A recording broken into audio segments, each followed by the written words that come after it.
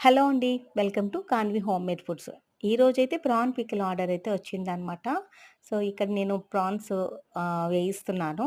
ఈ PRAN pickle వచ్చేసి 1 KG wait అండి. 1 కేజీ వెయిట్ పికిల్ అనమాట.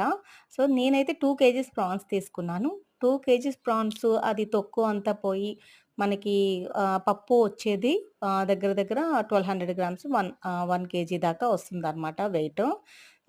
దీన్ని మళ్ళీ మనం బాయిల్ చేసుకొని ఫ్రై చేసేసరికి 700 గ్రామ్స్ వెయిట్ అయితే వస్తుందనమాట ప్రాన్స్. సో, నేను యూజ్ చేసేది వేరుశనగ నూనండి. మనకి వెజ్ అనే కాదు నాన్ వెజ్ పికిల్స్‌కైనా సరే మనకి వేరుశనగ నూనె యూజ్ చేస్తే పికిల్ టేస్ట్ అయితే చాలా బావుంటుంది.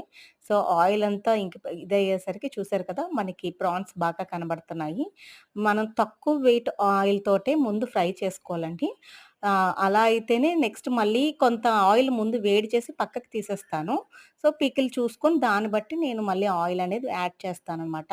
దీనికి మనకు అల్లం వెల్లుల్లి పేస్టు కోసం నేను పక్కన సెపరేట్ తీసుకుంచుకున్నాను.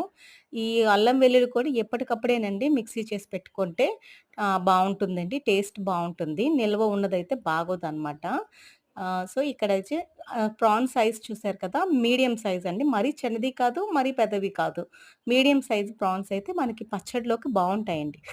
అంటే ప్రతి ముద్దకి ఒక ప్రాన్ అనేది తగిలితే బావుంటుందనమాట టేస్టు. సో, ఇక్కడ నేను మీకు చూపిస్తున్నాను కదా! ఇక్కడ ఎక్కడ కూడా మీకు నరాలైతే కనిపించవండి. సో, ఈ నరాలు లేకుండానే ప్రాన్స్ అనేది చేస్తాము.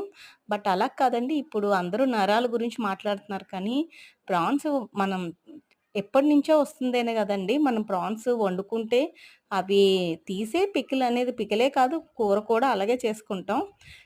ఇప్పుడు తీసారా? తీసారా? అని అడుగుతున్నారు అన్ని వీడియోస్‌లోకి. సో, ఇదైతే మన ప్రాన్ పికిల్ అనమాట. నరాలు లేని ప్రాన్స్ పికిల్ అనమాట ఇది.